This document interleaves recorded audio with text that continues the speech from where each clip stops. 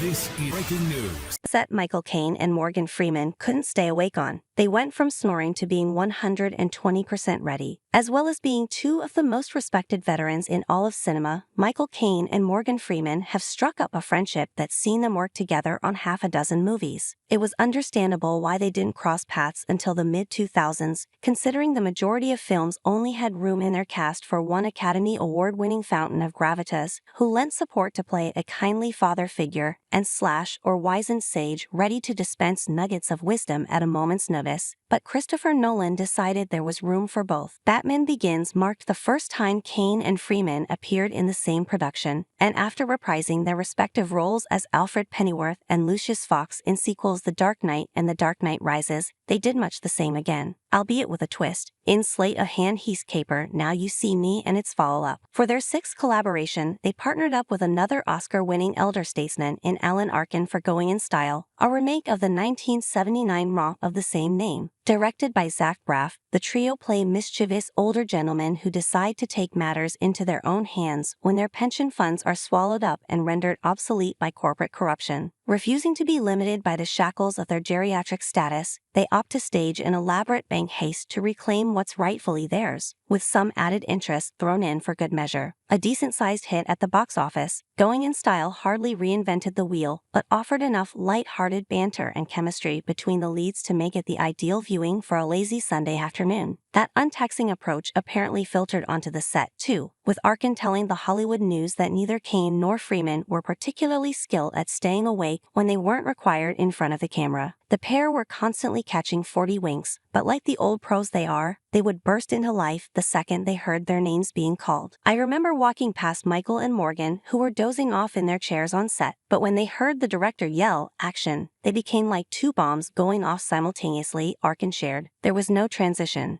They went from snoring to being 120% ready. I just couldn't believe it. They were like thoroughbreds at the starting gate. It must have been a strange experience for Braff to have three iconic performers in his midst, only for two of them to make a habit of dozing off. Of course, as Arkin said, they were only resting their eyeballs ahead of what was to come, with Caine and Freeman maintaining the ability to go from snoozing to showcasing their impeccable craftsmanship at the drop of a hat.